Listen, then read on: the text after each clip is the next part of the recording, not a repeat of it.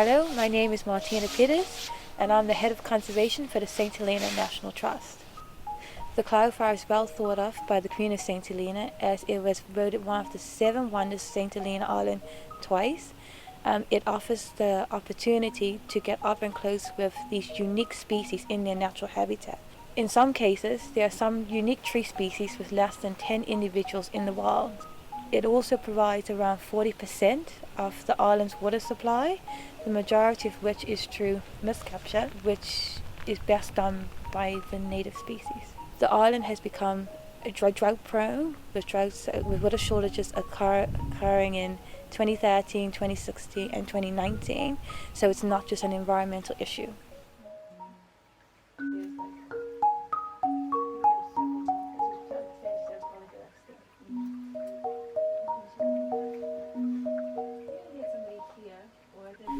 I became involved in the PIGS project through the National Trust and our collaborations with local government and organizations as well as international organizations, which is how this project was developed. The nature-based actions are decided by all of our experience of working on the PIGS and through extensive research. It is found that it's not only human degradation that has helped to cause a decline in the cloud fires, but also climate change and the introduction of invasive species. And this has led to activities such as invasive species removal and increased nursery production and planting of endemic species. Here in the nursery we have 2 staff here. We propagate roughly about 300-400 a day if we can on a good day.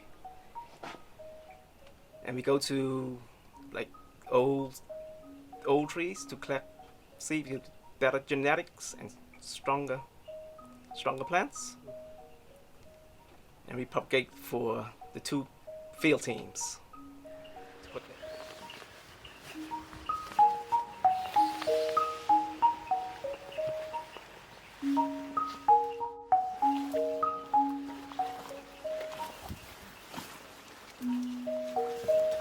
So this area that we're planting now, we are just filling in some of the gaps where we planted this area up about 6 months ago, and we're looking to establish this area in around about sort of 18 months to 2 years.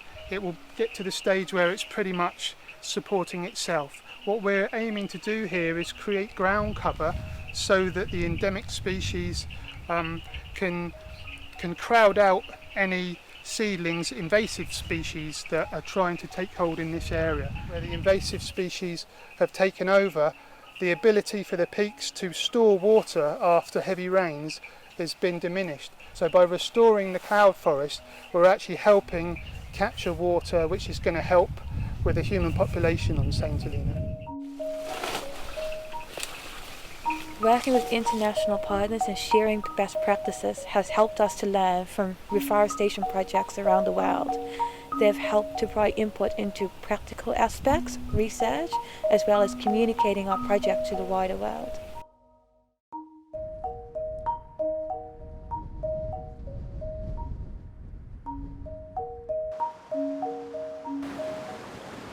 So we're here at Paddocks Wood on the Hunnicutt Estate and we're releasing a couple of beaver into a 3-hectare enclosure here, a male, a quite feisty male and a much more placid female, and we're hoping that they're really going to change and adapt the environment that we've got here, create more opportunities for wildlife and help to affect the water as it flows through the site.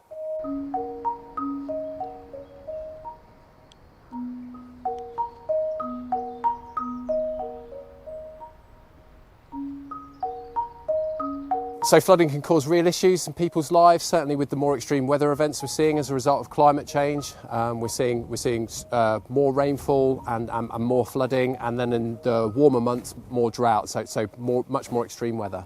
Well, flooding causes all sorts of issues to people's lives, their homes, the infrastructure that they use, the roads, the bridges, etc., but also the farmland as well, the agricultural land.